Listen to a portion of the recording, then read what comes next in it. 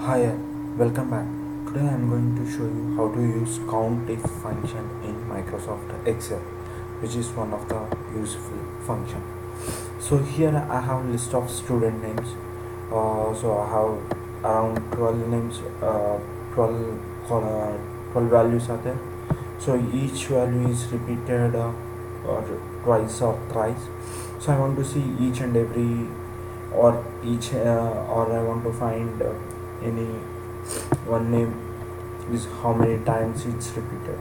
For that, in Excel we have a one function called COUNTIF. So for that, so here I'm just putting count and making alert. So equal to count if, and it asks range. So my range is from 2 to 12, comma criteria. So criteria is a text.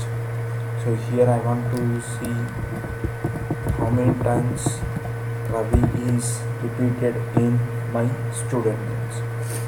If I give, once you enter that criteria and give a enter, so that you can see 3 times, 1, 2 and 3.